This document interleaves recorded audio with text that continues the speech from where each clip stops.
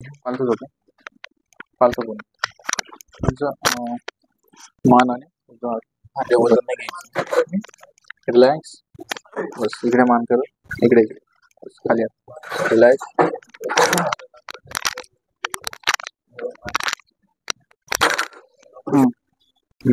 आता तुमच्या मानेमध्ये इथे C4-5 C5-6 मध्ये घ्या, म्हणजे इथे वरची खाली सरकली.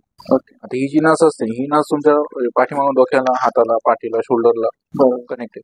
म्हणून या गोष्टी झोपल्या हात जड पडणार, बरी पडणार, ताकद कमी वाटणार, कळ लागणार. तसंच इथून ही जी नस आहे ही बरगडीला पण कनेक्ट, म्हणून हा भाग दुखतो सुचतो. पण दुसरं इथं पण हा एक टचका लागलेला ना, इथं बरगडी क्रॅक.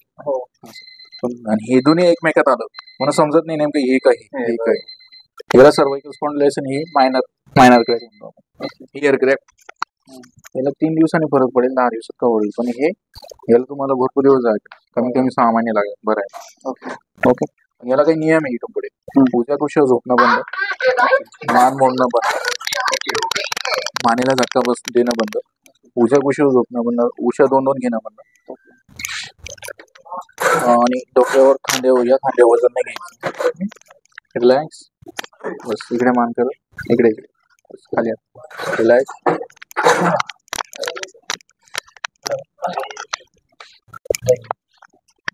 रिलॅक्स.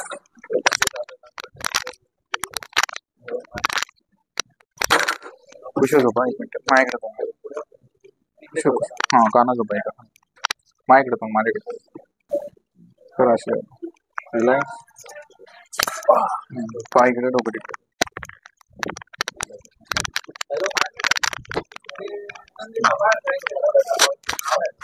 सरळ झोपा. सुजित पाय पकड.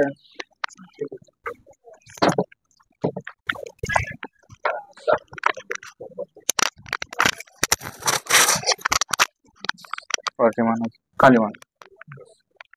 रिलॅक्स. रिलॅक्स. फालतू होते फालतू बोल तुमचं मान आणि तुमचं